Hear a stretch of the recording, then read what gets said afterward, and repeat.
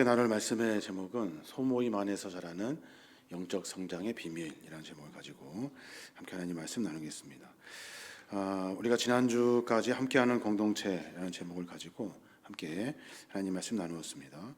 왜 소그룹으로 모여야 하는가 하는 이야기를 지난주에 우리가 함께 나누었는데, 여러분 혹시 기억하십니까? 하나님은 사람이 혼자 있는 것을 좋아하지 않습니다. 하나님은 함께 하는 것을 좋아하셔요. 창조하실 때 사람이 혼자 있는 것이 좋지 못하다, 보기 안 좋다 하셔서 그의 배필 하와를 이렇게 다시 만드셨죠.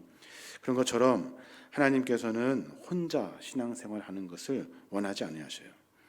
광야도 마찬가지입니다. 거친 길을 걸을 때도 무리로, 군중으로, 많은 사람들로 이렇게 백성들을 이끌지 아니하십니다. 하나님의 방법은 10명씩 단위를 지어가지고 작은 모임을 통해서 하나님의 말씀을 깊이 깨달을 수 있도록 하나님은 그렇게 일하십니다. 주님이 제자들을 만나시죠. 12명의 제자를 만나시는데 예수님도 마찬가지입니다. 여러 사람들의 무리를 몰고 다니시면서 그렇게 사역하지 않으십니다.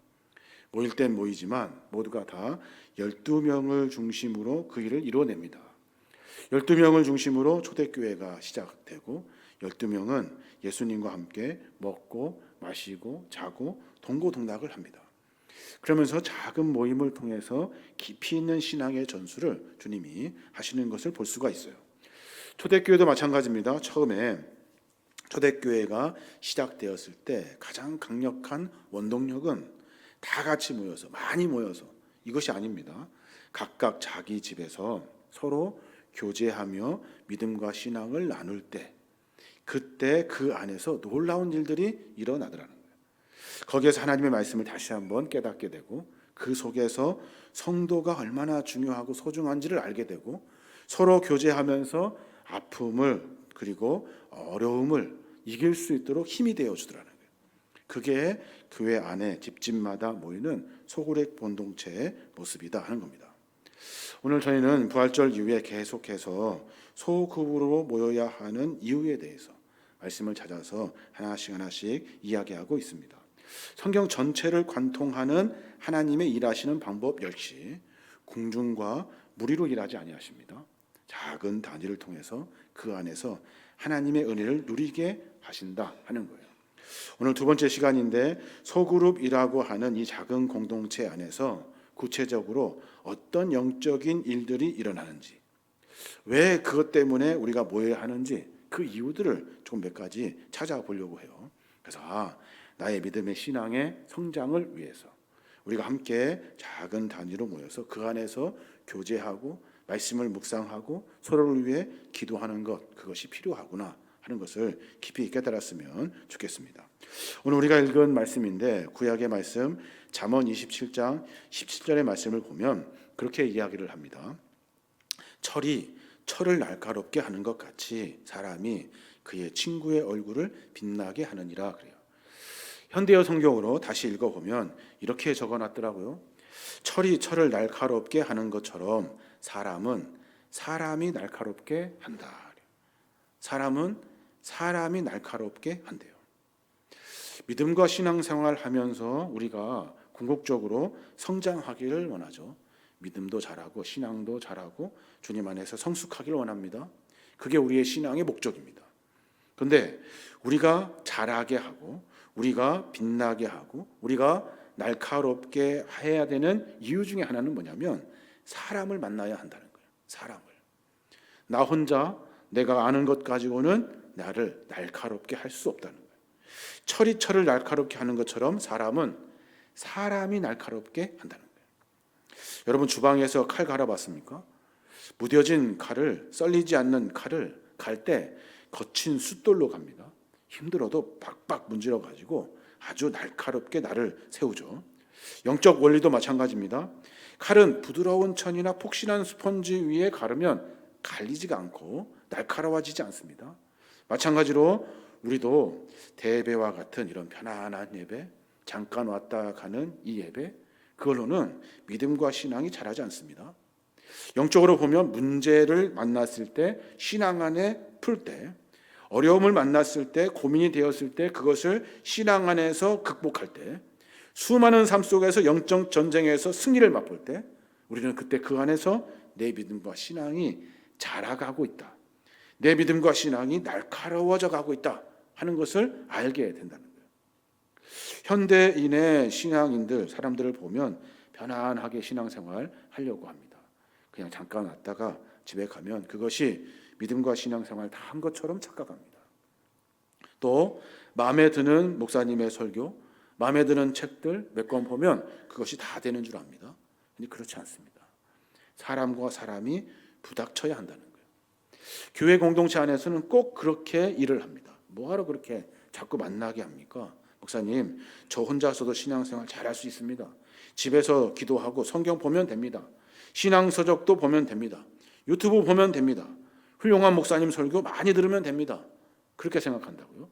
그러면은 그 신앙은 날이 서지 않습니다. 그 믿음은 자라지 않습니다. 자기 입맛에 따라서 신앙생활하는 것, 그것은 성숙할 수 없습니다. 부닥치셔야 돼요. 함께 부대끼셔야 돼요.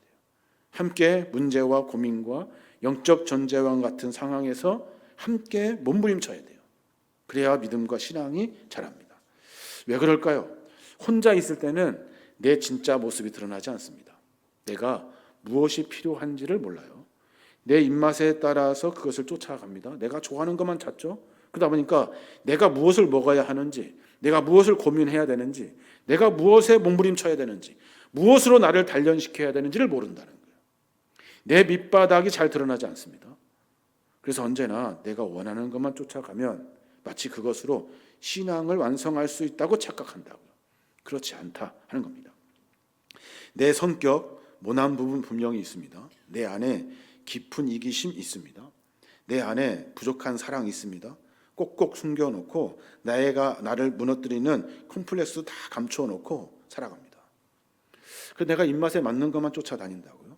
그게 언제 드러납니까? 그런 것들이 언제 드러나요? 사람을 만날 때 드러납니다. 나의 모난 성격, 나의 못된 이기심, 부족한 사랑의 모습, 나의 상처, 컴플렉스 이런 것들 사람 만날 때 드러납니다. 만나서 서로 이야기하면서 잘 안 맞습니다. 서로 불편합니다. 그러면서 내 안에 감추온 것들이 여지없이 드러나죠. 그때 나를 보게 됩니다. 아, 내가 그런 부분이 있었구나. 내가 그렇게 못된 사람이었구나. 내가 그렇게 거칠었구나. 다른 사람들과 생각을 나누고 다른 사람과 함께 대화를 나누고 서로 함께 마찰하고 갈등하고 오해 속에서 내가 뾰족해지는 거예요. 내가 날카로워지는 거죠.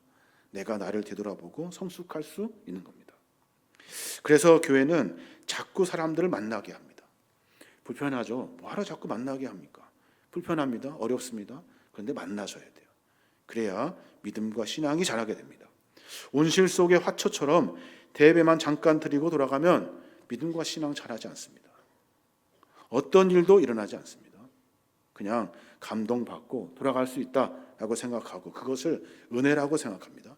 진짜 은혜는 고난, 역경, 어려움, 내 자신이 들통나는 것, 나를 들여다볼 수 있는 것, 내가 무엇이 문제인지 다른 사람을 통해서 깨닫는 것, 그래서 오늘 또 말씀 앞에 몸부림치며 내가 나를 다듬어가는 것, 그 과정들이 있어야 신앙이 성숙할 수 있는 거예요. 어디서 그 일이 가능할까요? 여기서 가능합니까? 여기서는 불가능합니다. 서로 이야기할 수도 없고 서로 대화할 수도 없습니다. 작은 모임, 소그룹에서 그 일이 가능합니다. 에베소서 말씀 우리가 같이 봤습니다만은 에베소의 말씀에 보면 몸이 자란다는 원리를 설명합니다. 몸이 어떻게 자라는가 하는 걸 설명한다고요. 사람이 어떻게 성숙할 수 있는가, 사람이 어떻게 성장하는가를 설명합니다. 그 원리를 설명해요. 거기서 말할 때 중요하게 생각하는 것이 있는데 그것이 뭐냐면 연결이라는 거예요. 연결. 각자 기능이 잘 된다. 그것으로 충분하다. 그러면 잘 성장할 수 있다. 성숙할 수 있다 말하지 않습니다. 손이 튼튼하면 온몸이 튼튼한 겁니까? 그렇지 않습니다.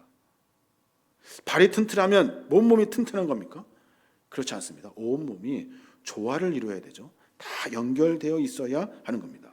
부족해도 연약해도 기능을 다 하지 못해도 연결되어 있어야 몸이 자랄 수 있다는 거예요. 근데 우리 성도들은 연결이 안 됩니다. 연결이. 그냥 예배에 왔다가 그냥 돌아갑니다. 어떠한 만남도 모임도 하지 않습니다.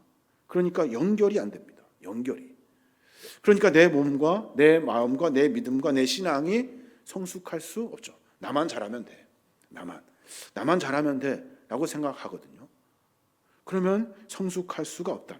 그 이야기를 에베소 4장 15절부터 말하고 있는 겁니다. 오직 사랑 안에서 참된 것을 하여 범사에 그에게까지 자랄지라. 그는 머리니 곧 그리스도라. 그에게서 온 몸이 각 마디를 통하여 도움을 받음으로 연결되고 결합되어 각 지체의 분량대로 역사하여 그 몸을 자라게 하며 사랑 안에서 스스로 세우느니라. 핵심이 뭡니까? 각 기능, 손, 발, 부분들이 아주 강성하게 강해야 돼. 각 부분이 잘 기능하며 몸이 자라. 이거 아닙니다. 서로 연결되어 있어야 한다는 거예요. 마디마다 연결되고 결합되고 같이 함께 자라야 된다는 거예요. 사도 바울은 캄캄한 감옥 안에서 이 편지를 쓰고 있는 겁니다. 극단적으로 고립된 자리, 그 안에서 교회 성도들이 혼자 서 있지 마십시오 라고 하는 것을 설명하고 있어요. 여러분, 혼자 있지 마십시오. 혼자 있으면 여러분의 믿음과 신앙이 자라지 않습니다. 주일날 시간 내서 1시간 예배 드리는 것으로 자랄 수 있을 것이다 착각하지 마십시오. 그것으로는 믿음과 신앙이 자라지 않습니다. 연결되어야 합니다. 각 마디마다 연결되어야 합니다. 전에도 말씀드렸습니다. 한국 교회가 이상해집니다. 왜냐하면 대배 중심으로 대배를 막 화려하게 드립니다. 거창하게 대단하게 드립니다. 그거 하면 영화 관람 보듯이 관람 보고 집에 가면 기분이 좋죠. 은혜 받고 가는 것 같죠. 근데 믿음과 신앙은 아무 일도 일어나지 않습니다. 부대끼고 그리고 고민하고 몸부림치고 함께 대화하면서 내 안에 말씀 안에 나를 새롭게 하는 일들이 일어나야 한다는 거예요. 그러려면 성도가 선도와 함께 연결되어 있어야 한다는 거예요. 연결되어 있어야 합니다. 그게 중요합니다. 신방을 간 적이 있습니다. 가서 그분과 대화를 나누는데 그분이 저한테 그런 말씀을 하셔요. 목사님, 저는 매일 성경 이만큼 봅니다. 기도도 이만큼 합니다. 신앙 서적도 매일 이렇게 봅니다. 유튜브 방송도 봅니다. 설교, 유명한 목사님 설교들 10편 이상 봅니다. 그렇게 저한테 말씀하셔요. 정말 대단하십니다. 누구누구 목사님, 어떤 목사님 설교는 이렇고 어떤 목사님 설교는 이렇고 저한테 막 설명을 해요. 제가 그분 말씀을 한참 들었습니다. 듣고서 제가 그렇게 말씀드렸어요. 권사님, 우리 교회에서 더 많이 훈련 받으십시오. 더 많이 믿음이 자라셔야 돼요. 더 많이 훈련 받으십시오. 그래서 훌륭한 일꾼이 되십시오. 그랬더니 그분이 저한테 전화가 왔어요. 기분 나쁘다는 거죠. 목사님, 제가 훈련 받을 것이 뭐가 있습니까? 그 정도 하면 됐지. 앞으로 목사님 전화하지 마십시오. 목사님 마음대로 하시려고 합니까? 저한테 그렇게 말씀하셔서 깜짝 놀랐어요. 제가 죄송합니다. 제가 말이 실수가 있으면 죄송합니다. 말씀드렸어요. 제가 드리고 싶은 말씀은 신앙은 혼자 자라는 것이 아닙니다. 같이 하셔야 됩니다. 우리 교회 공동체 안에 깊숙이 들어오셔야 돼요. 그래서 함께 자라십시오. 그 일들 속에서 하나님이 성숙하게 하십니다 하는 이야기를 제가 드렸는데 그것을 오해하셨는가 봐요. 사랑하는 여러분, 신앙은 잠깐 왔다 잠깐 돌아가는 것으로 자라지 않습니다. 부대끼셔야 돼요. 부대끼고 몸부림치고 고난 속에서 고민하고 서로 대화하고 서로 많은 일들 속에서 하나님이 나를 자라게 하시는 그 깊이 속으로 들어가야 돼요. 그래야 우리의 믿음과 신앙이 자랍니다. 우리 믿음의 공동체들이 소그룹으로 모이는 일들을 해보려고 합니다. 저 광주 계림교회를 가만히 제가 유심히 보면 강점이 있어요. 강점. 그것이 뭐냐면 클럽으로 모이는 겁니다. 또래별로 모이는 것. 그것이 너무나 잘 됩니다. 안 되는 부분도 있지만 조금만 다듬으면 아주 좋은 모임이 될 것 같아요. 그 안에서 많은 신앙이 성숙했던 흔적들이, 그 일들로 하여금 교회가 지금까지 성장할 수 있었던 이유가 그 속에 있습니다. 그 속에 우리가 그 일들을 알고 거기에 다시 참여해야 하는 겁니다. 조금 더 생각해 보면 소그룹 안에서 왜 우리가 어떤 일이 벌어지기에 소그룹을 자꾸 해야 하냐는 거예요. 몇 가지만 제가 말씀드리고 같이 고민해 보려고 하는데, 소그룹을 해야 되는 이유 첫 번째가 뭐냐면 말씀이 내 삶 속으로 들어옵니다. 말씀이 내 삶 속으로 들어옵니다. 이렇게 말씀할 때가 아니라 소그룹 할 때 말씀이 내 속으로 들어옵니다. 무슨 말이냐면 주일 예배 때 우리가 설교 말씀 듣습니다. 원수 사랑하십시오. 여러 번 들었죠? 7번씩 70번이라도 용서하십시오. 수없이 들었습니다. 용서해야지. 감동받고 집에 갑니다. 근데 삶의 현장에 맞닥뜨렸을 때 용서가 됩니까? 안 됩니다. 내가 아는 범위 내에서는 용서가 안 됩니다. 왜 나는 안 되지? 왜 나는 안 되지? 그 이야기를 소그룹 안에서 서로 나눕니다. 직장 가는데 억울한 일 당하고 상처받고 화난 일 너무나 많습니다. 원수 같은 사람 너무나 많습니다. 아무리 노력해도 안 됩니다. 그때 서로가 서로를 위해서 기도해 줍니다. 뿐만 아니라 나도 그렇습니다. 저도 그 문제 때문에 고민하고 있었습니다. 근데 제가 해보니까요, 안 되더랍니다. 안 되더라요. 그래서 저는 기도만 합니다. 그때마다 기도합니다. 화가 날 때마다, 승질 날 때마다, 용서가 안 될 때마다 기도합니다. 그랬더니 집사님, 내 마음이 조금씩 녹아지더라고요. 저는 그것을 경험했습니다. 그런 이야기들이 말씀이 삶 속에서 깊이 적용되는 일들을 체험할 수 있는 장, 그게 바로 소그룹 공동체다 하는 겁니다. 히브리서 4장에 보면은 말씀이 어떤지를 설명합니다. 말씀은 살아있고 활력이 있다는 거예요. 그 이야기를 쭉 설명합니다. 왜 말씀은 살아있고 활력이 있는가? 히브리서 4장 12절에 보면 그래요. 하나님의 말씀은 살아있고 활력이 있어 좌우의 날선 어떤 검보다 예리하여 혼과 영과 및 골절과 골수를 찔러 쪼개기까지 하며 마음의 생각과 뜻을 판단하느니라 그래요. 어떻게 말씀이 살아있고 활력이 있냐는 거예요. 내가 오늘 말씀을 들었어요. 내가 생각하는 범위 내에서, 내가 받아들일 수 있는 은혜의 범위 내에서 그 말씀이 나에게 들어옵니다. 그런가 보다. 근데 나는 왜 잘 안 되지? 왜 이 일이 안 되지? 근데 다른 사람에게 말씀이 전파됩니다. 근데 그 똑같은 말씀을 그 사람은 조금 다르게 받아들입니다. 내 입장과 저 사람 입장이 다르지만 같은 말씀을 가지고 그 말씀이 동일하게 적용되더라는 거예요. 전혀 다른 이야기지만 말씀은 그래서 살아있더라. 내 안에 살아있는 말씀, 저 사람 안에 살아있는 말씀. 그래서 우리의 신앙의 삶을 좌우의 날선건처럼 나를 다듬고 저 사람을 다듬고 여러 사람을 다듬어 가더라는 거예요. 그래서 말씀은 살아있구나. 그래서 말씀은 활력이 있구나. 골절과 골수를 찔러 쪼개기까지 한다는 거예요. 구석구석 내 안에 있는 생각뿐만 아니라 여러 사람들 안에서 그 말씀이 깊이 들어가게 되더라는 거예요. 그래서 말씀은 살아있다는 것을 직접 체험하고 느끼게 되는 겁니다. 신기하다. 그 말씀이 그렇게 적용이 되는구나. 저 사람에게 그런 위로가 되고 그런 은혜가 되었구나 하는 것을 알게 되더라는 겁니다. 믿음과 신앙 안에서 이런 신앙의 경험을 나누는 것 참 중요합니다. 이게 참 어렵습니다. 껄끄럽고 부끄럽고 그렇죠. 왜 그렇습니까? 세상 사람들은 우리에게 계속 속삭입니다. 세상은 끊임없이 우리에게 속삭여요. 약점 들키면 큰일이다. 손해본다. 무시당한다. 짓밟힌다. 여러분 하고 있는 SNS나 홈페이지 같은 거 보십시오. 거기에 보면은 행복한 사진만 올리죠. 불행했던 사진은 올리지 않습니다. 잘 사는 사진만 올리죠. 멋진 모습만 포장해서 사진 찍고 그리고 그 사진을 올립니다. 다른 사람이 보면 다 잘 되는 줄 압니다.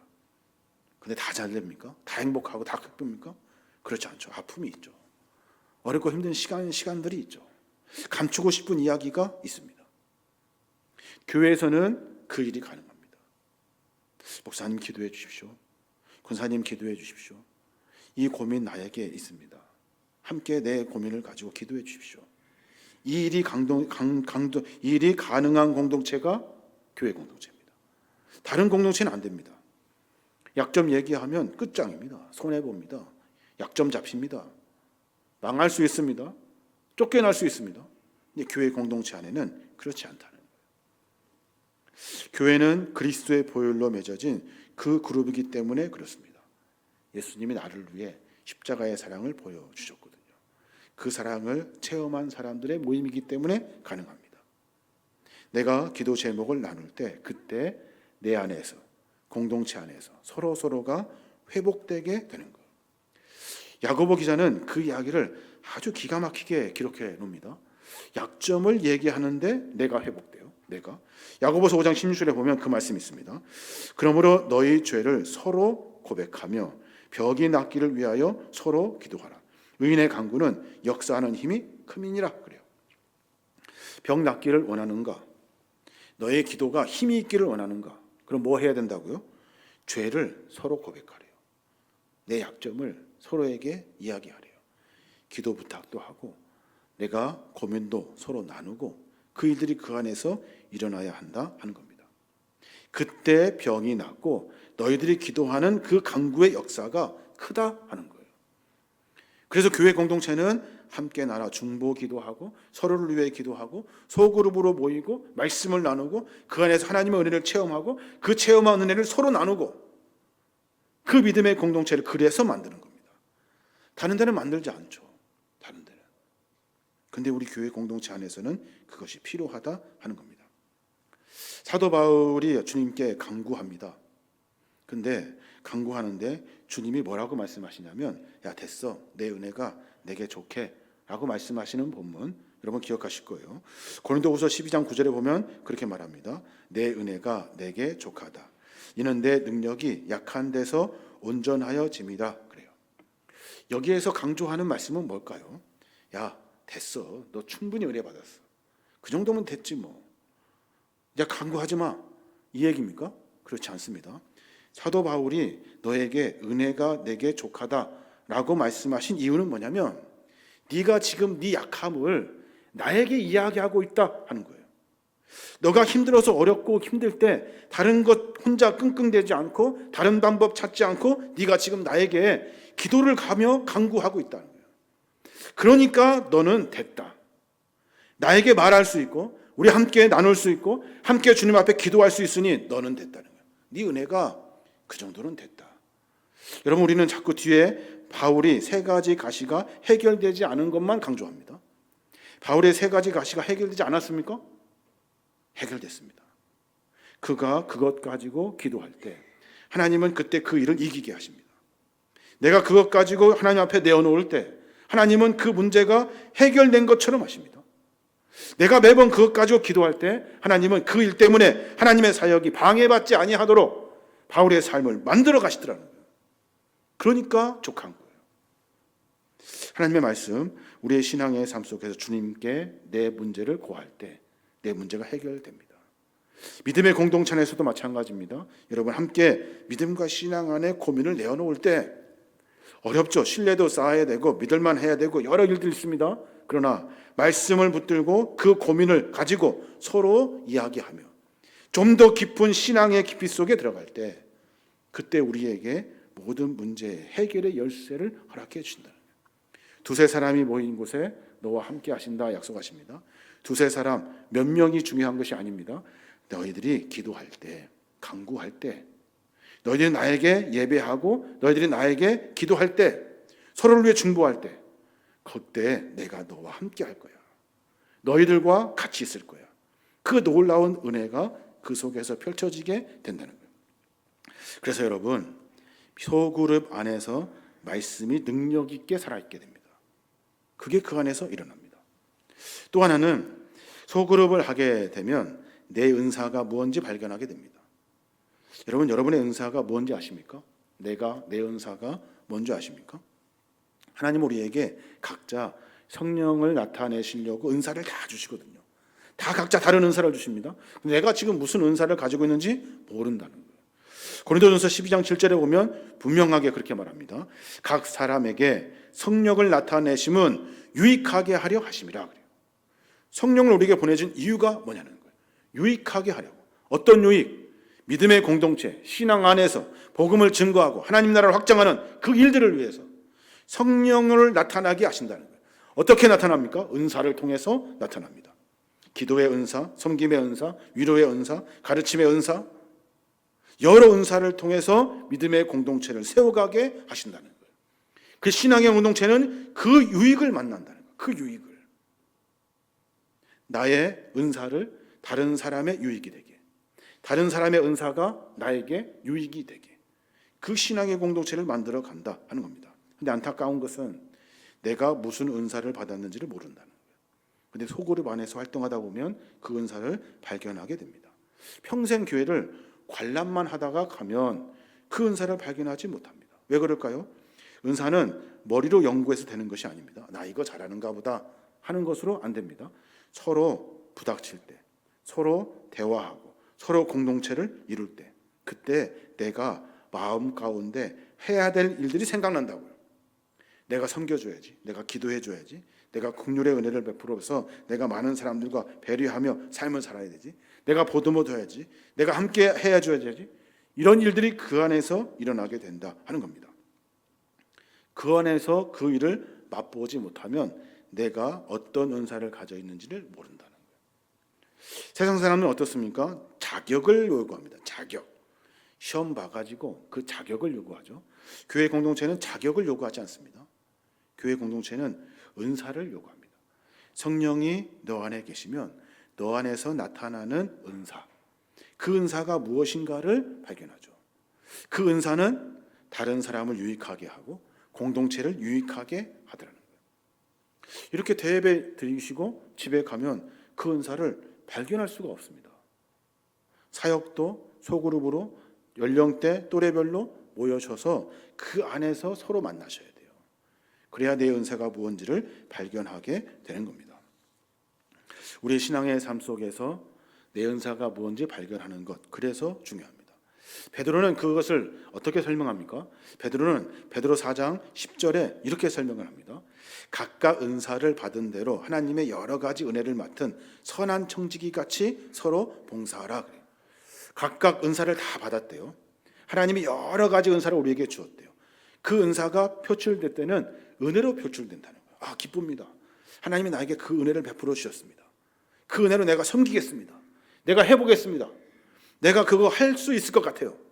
그 은혜의 기쁨을 소유하게 된다는 거예요. 그 은혜는 선한 청지기 같이 일한대요. 다른 사람을 위해 헌신하고 수고하고 열심을 붓고 땀 흘리고 배려해주고 높여주고 세워준다는 거예요. 그 청지기 같이 봉사하는 일들을 통해서 하나님 나라의 공동체가 세워진다 하는 겁니다. 은사, 내가 받은 은사를 내가 혼자 스스로 찾으려 해도 찾을 수가 없습니다.